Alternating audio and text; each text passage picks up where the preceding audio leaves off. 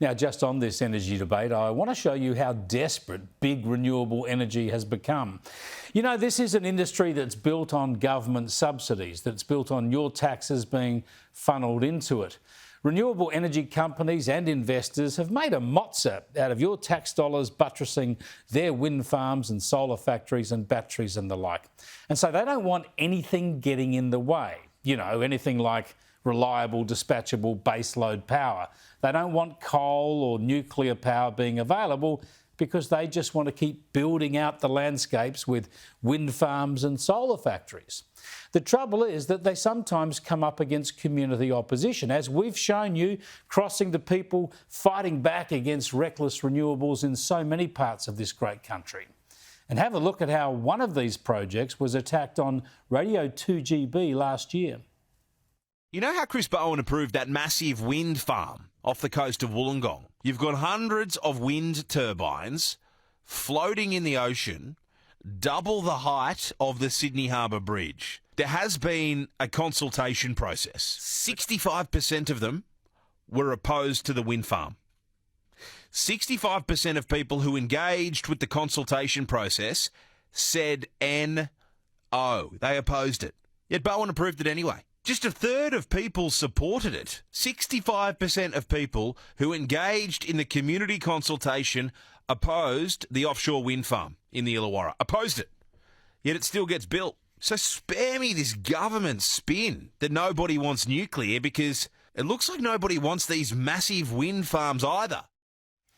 Now, that radio host is Chris O'Keefe, and he quit his job last year saying he wanted to set up a communications consultancy, that he owed it to his family to strike out and make some money in business.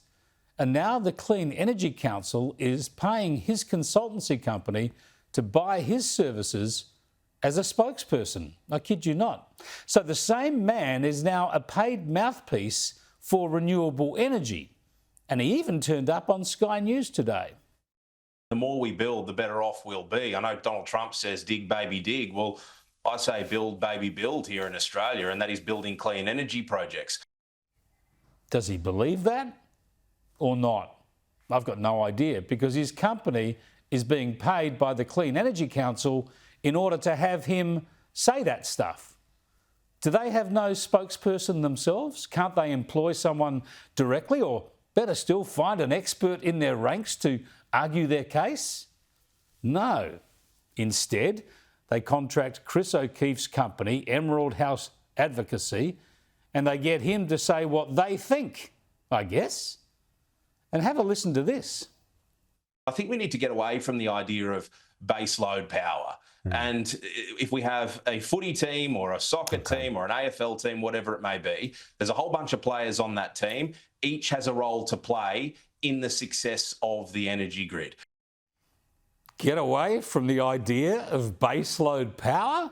What, and start thinking about blackouts instead? You'll have a hard time running your sporting analogies when no one can switch on their TV to watch any sport.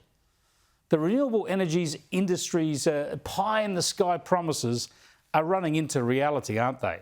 Power prices are at record levels, energy security is at a new low, and the industry is worried that reliable power might end its gravy train.